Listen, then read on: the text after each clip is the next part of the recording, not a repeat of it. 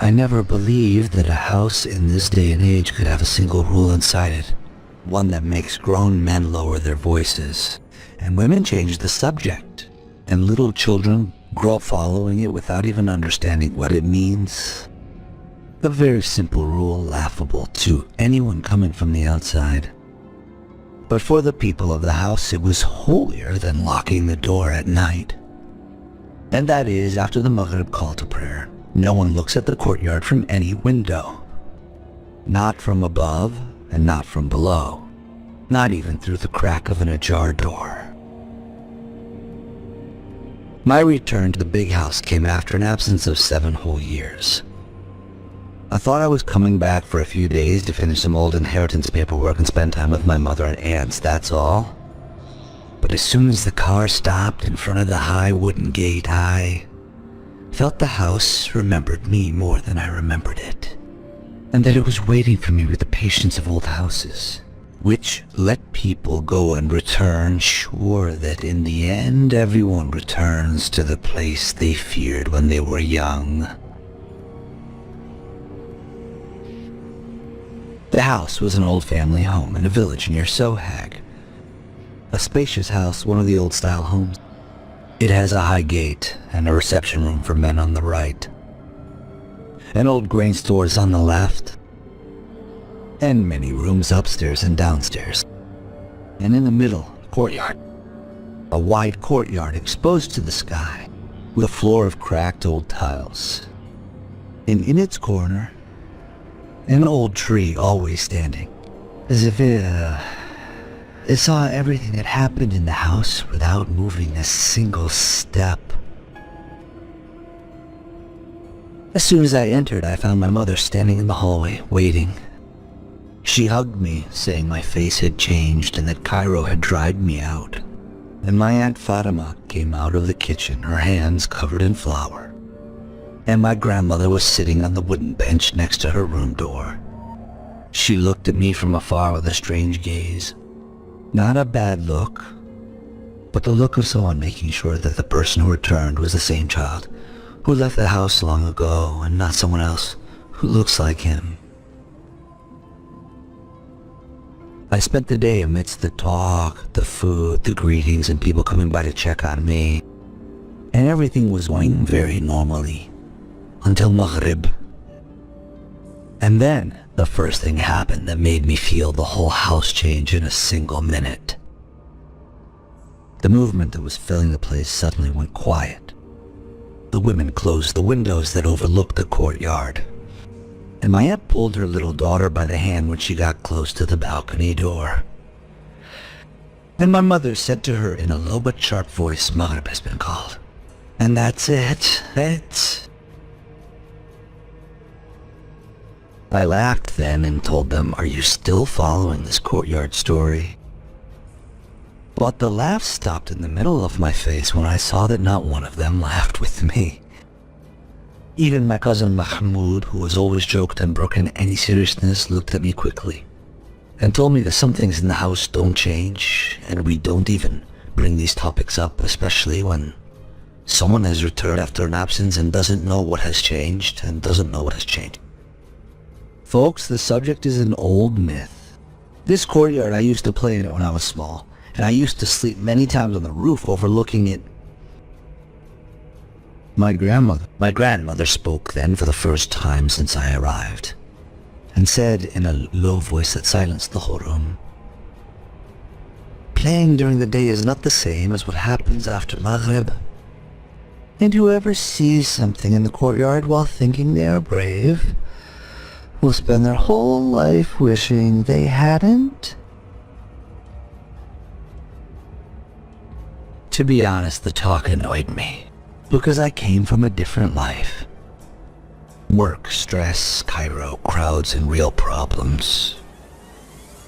And the idea that an entire family is still bound by a rule like this was to me proof that this house isn't just old in its walls, but old in the minds of the people living inside it too.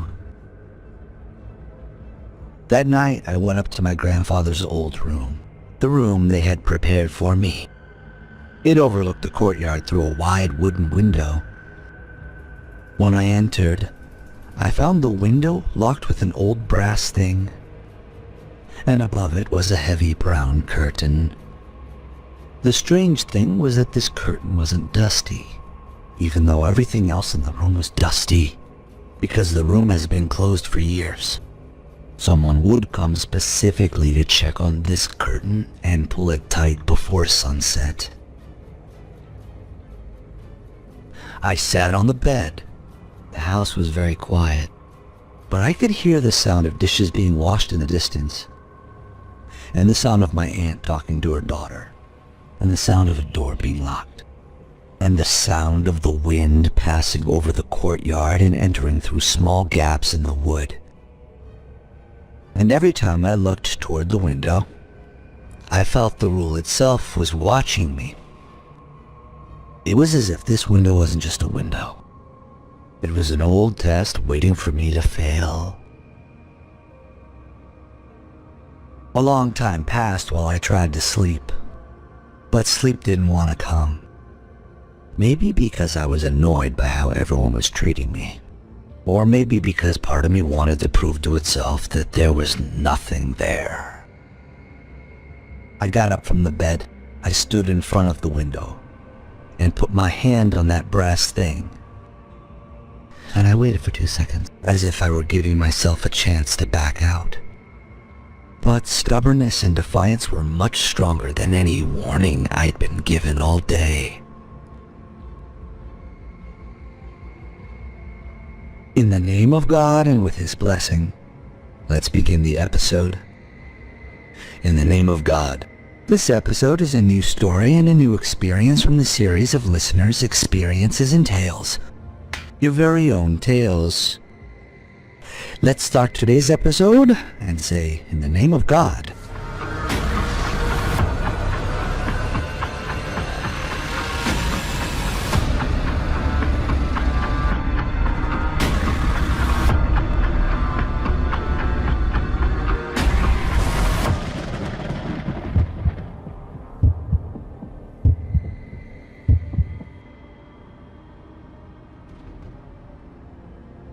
I opened the window a tiny bit. The courtyard was empty. Moonlight was falling on the old tiles, and the jujube tree was standing in the corner just as it was. And the ropes they used to hang the laundry were shaking quietly.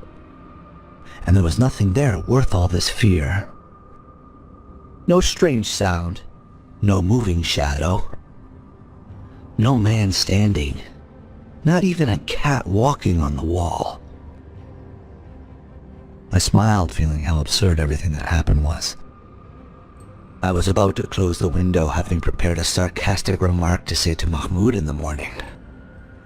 But the moment my hand went back to that brass thing, my eyes caught something in the far corner of the courtyard, next to the old storage door that had been locked for years. At first, I thought it was part of the tree's shadow. I stood to look for a while. But a shadow of what when it's night? And this shadow was standing more unnaturally than it should be. There was a man. A man standing wearing a dark alabaya and his face wasn't visible.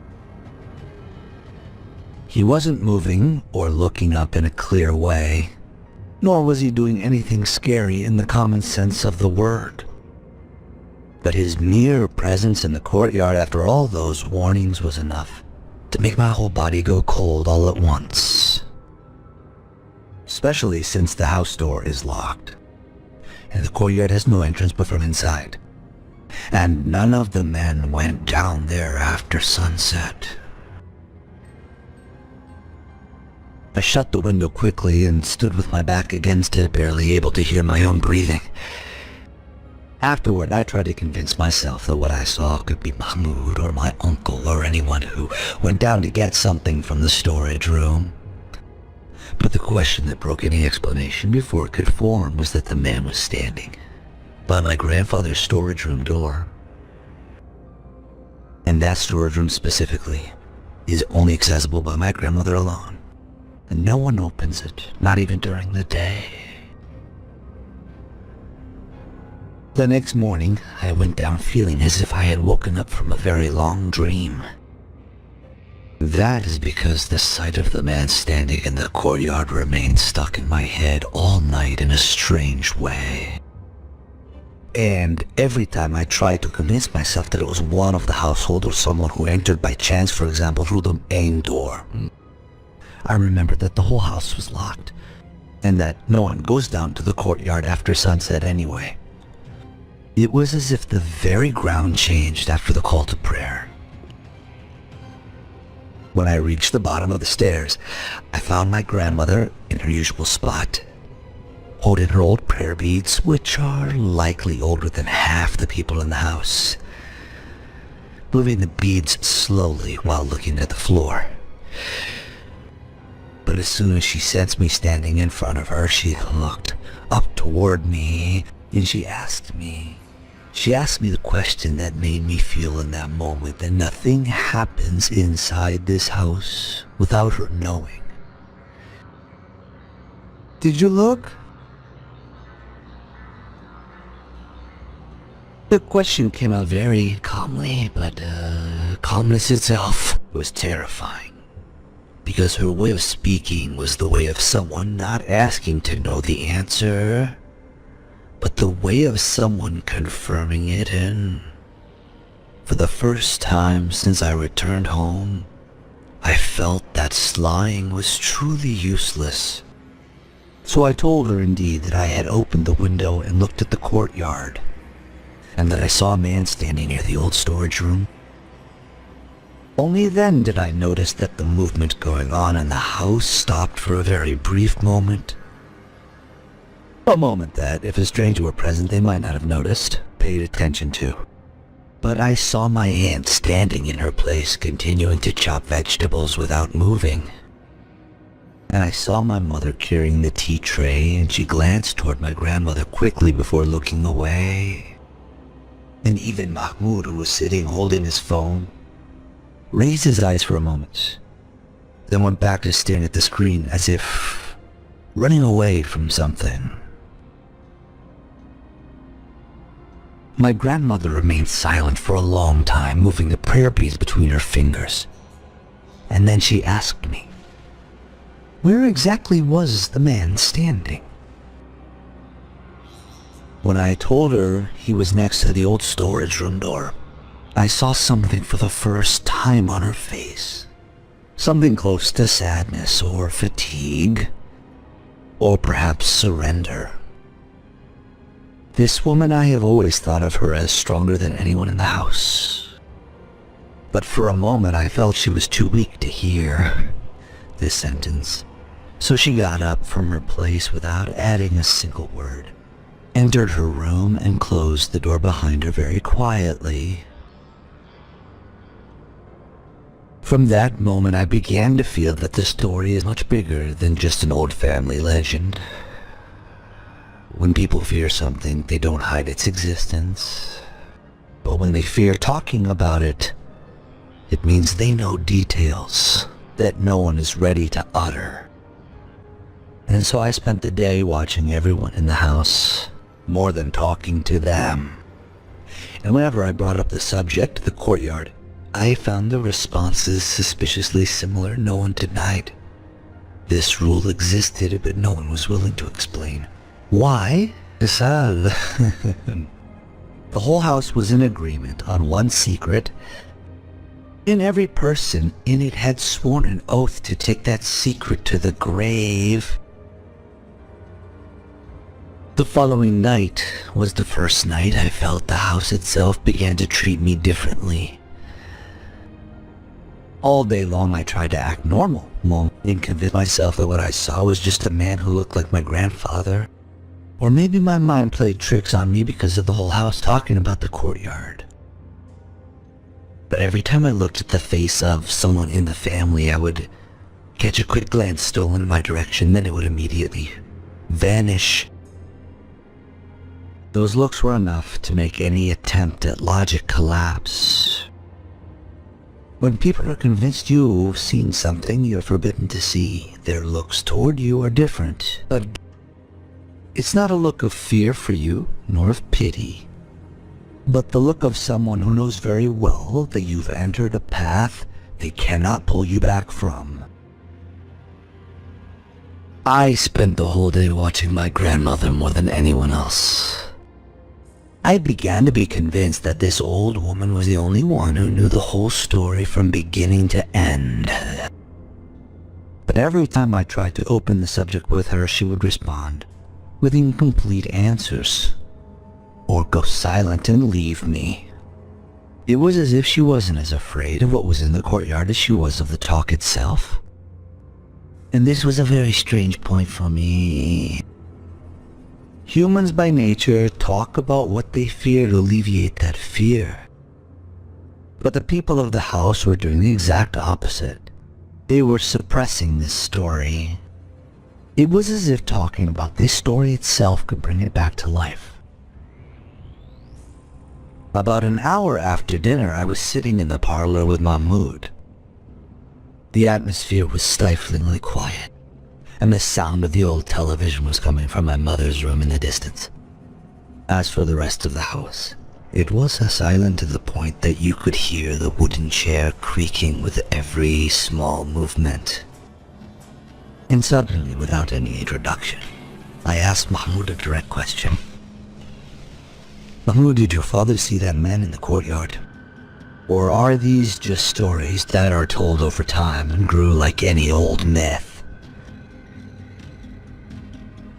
He was silent for a long time, staring at his coffee cup. And then he said, "My father never liked to talk about what happened.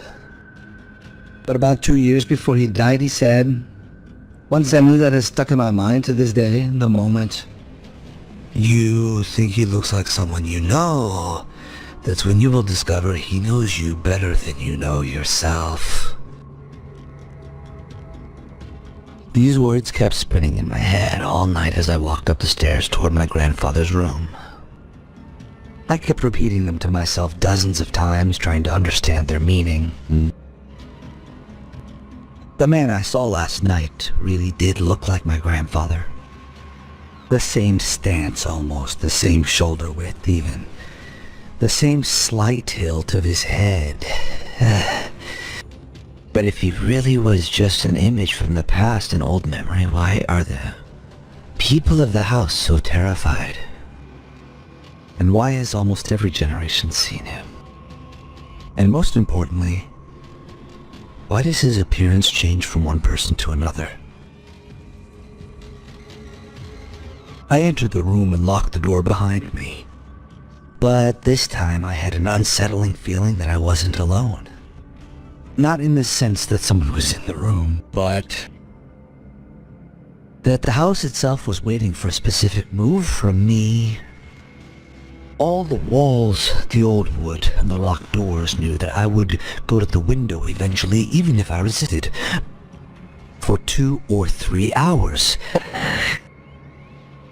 And that is exactly what happened. I kept trying to read a little in an old book my grandfather owned. After that, I tried to browse my phone. And after that, I tried to sleep.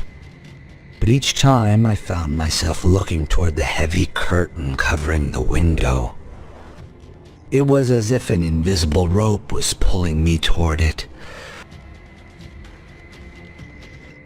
When it was past midnight, I got up and stood in front of the window, feeling my heart beating faster than usual.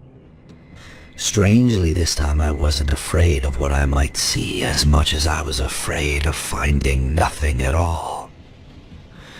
The man's presence was proof that I wasn't crazy, while his disappearance would make me doubt myself all over again. I opened the window very slowly and looked at the courtyard. For the first 2 seconds I felt a slight relief, because the courtyard was empty. The jujube tree was in its place. The old tiles were as they were, and the storage room was locked. But a few seconds later, I began to notice something wrong. Something very small. But it was wrong. Because the man wasn't standing in the courtyard. The man was standing directly under the window. To the point that if I had leaned my body forward a little, I would have fallen onto him, almost.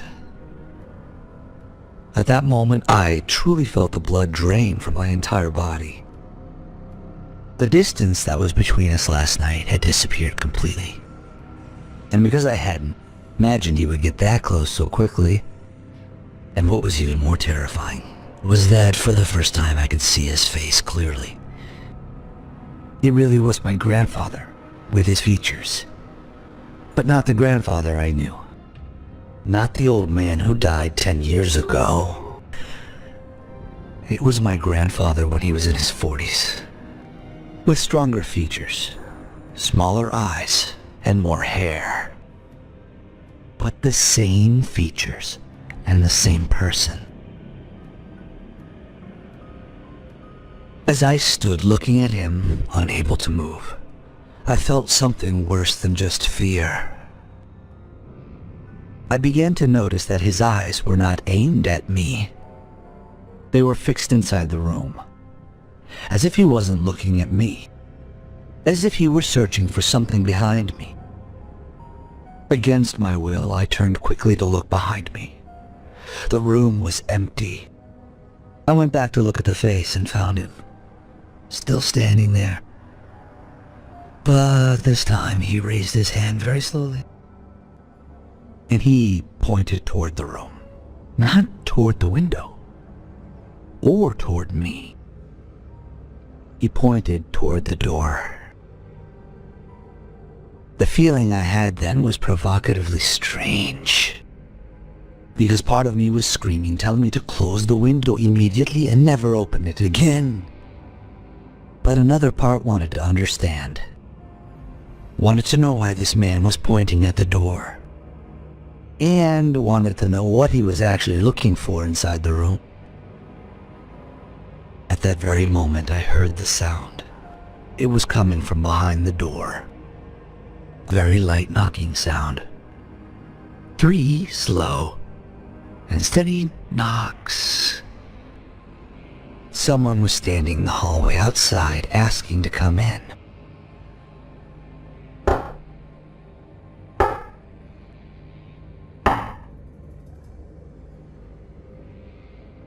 The sound coming from behind the door at that moment was terrifying in a way unlike anything that had happened before. The terror all these past nights had always come from the courtyard, the man standing in it, and the secret the family had kept for so many long years. But this time, for the first time, I felt that the thing I had been watching from afar had started moving toward me. It had truly started to cross the safe distance I had been hiding in the whole time. The man's presence under the window was frightening, but the presence of someone behind my bedroom door in the middle of the night meant the matter was no longer just a view I watched from above and it ends.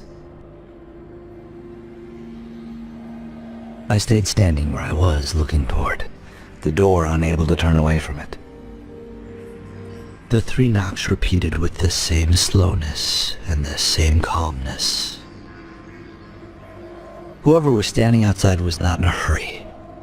They were completely certain that I would eventually open or approach, or at least listen. At least. The strange thing is that the fear I felt then was not a fear of physical harm or injury, but it was a fear of knowledge. A fear that the door, if opened, I would understand something. I have lived my whole life without it. And that understanding itself might be much worse than ignorance. When the knock repeated for the 3rd time, I found myself walking toward the door without realizing it. Step after step. And I could hear the sound of my breathing in the quiet room. as if it were the sound of another person standing with me. And when I arrived, I put my hand on the handle and waited for long seconds while hesitating between opening it or turning back. But before I decided, I heard a voice. My grandmother was standing in the hallway outside, and her voice was coming through low. And she said then, "Don't open it." The sentence was very simple, but as soon as I heard it, I felt that my whole body regained its sensation. Her presence outside meant she had also heard the knocking, and it meant that what is happening is not an illusion or stress, nor nerve-wracking games. I pulled my hand off the handle and opened the door quickly to find my grandmother actually standing there. But what shocked me was that her face was pale in a way I had never seen before, as if she hadn't slept in days, and her eyes were fixed on me in a very strange way. "Who was knocking, grandmother?" She looked at me for a long time. "And then?" she said. "Him?" She didn't give a name, nor did she explain. Nor did she need to, because we both know who is meant. She entered the room and closed the door behind her. Then she sat on the old wooden chair, the one that used to be my grandfather's, and she remained silent for a very long time, to the point that I started to feel she had changed her mind. She was talking, but immediately after that she said, "Do you think the story of the courtyard began with your grandfather? Or with his father? Or even his father's father?" I was sitting in front of her for the first time, feeling that this old woman is carrying a burden much older than her age. A burden inherited from generation to generation, just like the land, the house, and the name. But she was the first one to decide to talk about it. "You told me that this house, before it became a house, was an empty plot at the edge of the old village, and that the first man of the family to build it was a very rich man. But he was reclusive by nature and lived most of his time alone. Also that this man had 3 sons, one of whom died young. And from that day on, the man changed completely. He began spending very long hours sitting in the middle of the land alone, talking to himself, or maybe even to something no one else could see. People at the time said he had gone mad, and some said he was dealing with dervishes, and some said he was trying to hear his son's voice. But no one knows the truth. All they knew was that before the man died, the sentence kept repeating in the family hundreds of times. "There is someone standing waiting for us." And after that he died. Years passed, his grandchildren grew up, and the house was built. But with the first grandchild, who reached a certain age, he saw the same man standing in the courtyard, and after him the second, and after him the third. And later he became a part of the house's history itself. I asked her while feeling my headache, "Who is he, grandmother?" She looked at me with a very long gaze and said, "No." "No one knows?" And for the first time in the whole story, that answer was more terrifying than any explanation.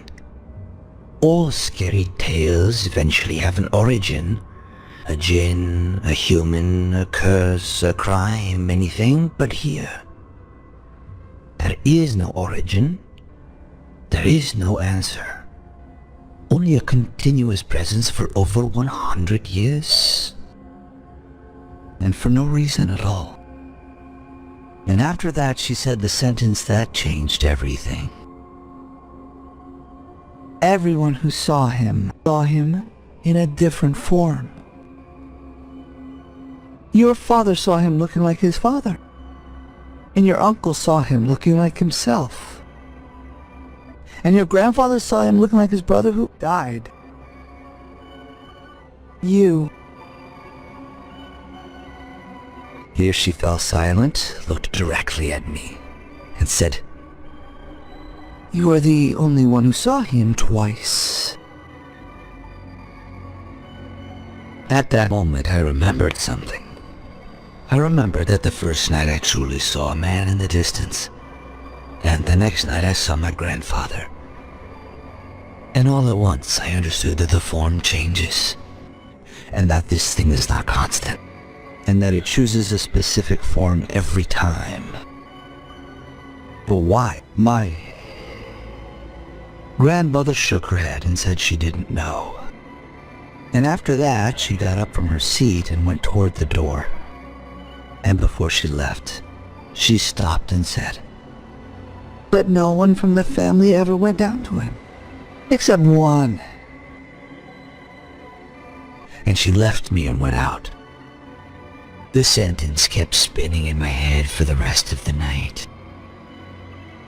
Except one. That means someone did good. Someone reached the final stage. Someone saw that man and went down to the courtyard. And from here, curiosity began to eat away at me terrifyingly. To the point that in the morning, as soon as I woke up, I kept searching in the old storage room and in my grandfather's papers, my trunk in the wood, until I found a very small notebook. A notebook covered in a thick layer of dust. And it was clear it hadn't been opened for many years. I opened the notebook. It was all diaries in my grandfather's handwriting. Scattered days, memories, expenses, normal events. Until the last page. The last page only had one line written on it. I went down. The word alone. Without explanation, without completion, and without, at that moment, I felt a strange chill run down my spine. My grandfather died about a year later, and no one ever said he went down to the courtyard. But the notebook says otherwise. On the last night, one day before I traveled, I stood in front of the window for the last time. I opened it and looked out. The courtyard was empty. For the first time, no man, no shadow, nothing at all. I kept looking for a very long time. And all of a sudden I felt a sense of relief. A true relief. It was as if the matter was over. It was as if those who were waiting for me decided I should leave. I closed the window and turned around to sleep. But before I reached the bed, my eyes fell on the old mirror in my grandfather's room. And that was when I saw him. He was standing behind me, inside the room, not in the courtyard. Standing still, silent, and staring at me. At that same moment, I turned around quickly. But I didn't find anyone. And from that day on, I never went back to that house again. But on some nights, especially before dawn, I wake up suddenly from my sleep. And I am absolutely certain that someone is standing outside my bedroom door. They aren't knocking, speaking, or doing anything at all. They're just standing there. And with that, today's episode's story and experience come to an end. And you have the right, my friend, to believe or disbelieve all or part of the episode. For these are the listener's experiences, your own stories. I thank writer Hiba Ahmed for writing the episode in the creative style you just heard. I also thank writer Lisa Zaglo for preparing all the episodes of the General Horror program. Finally, I thank Mustafa El Masri for the sound effects and music, and I thank you all for listening. If you are new to the channel, please don't forget to subscribe and turn on the notification bell to receive everything new. And if you are one of those who like to support me, please don't forget to like, comment, and share. Thank you very much. You've been with Muhammad Gwaili and the General Horror program. Peace be upon you.